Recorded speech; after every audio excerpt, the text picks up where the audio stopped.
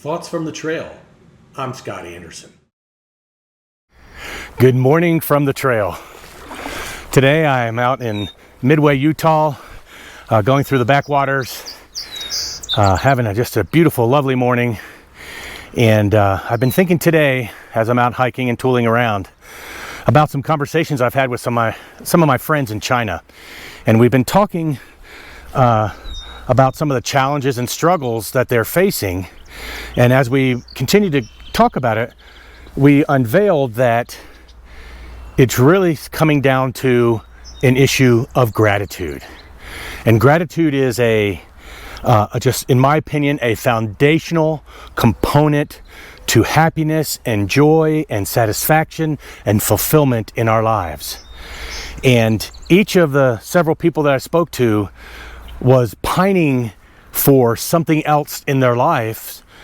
And as we were talking about it, we discovered that, wow, that is turning them into negative and sour and ungrateful. Whereas if they start with a foundation of gratitude, then they build upon that gratitude. And it's just foundational. Don't go anywhere else until you have found yourself in a position of gratitude. And I'm talking as if I am an expert. I am not. This is something I practice every day. And I like to be grateful for even the smallest things. And most of us have spent many, many years of our lives not being grateful. In fact, maybe even have a really great practice of ingratitude and not being thankful for things in our lives. So when we talk about trying to develop a life of gratitude, we have to also be patient with ourselves to know it took us a long time to get to where we are now, and it may take us time to get to where we want to be. So we have to be patient with that as we're thinking about gratitude and, frankly, pretty much everything else. One of the things that was really interesting in our conversation is the conversation came up and, like, what do we do to develop gratitude?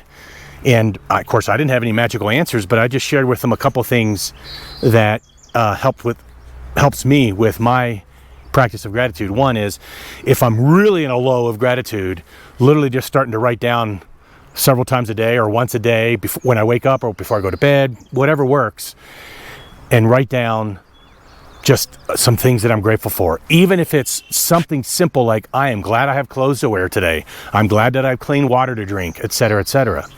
And we'll find when we start doing that, the list actually grows pretty quickly. And I feel now today, through my practice, that if I were to sit down, I would probably need a notebook to write all the things I'm grateful for.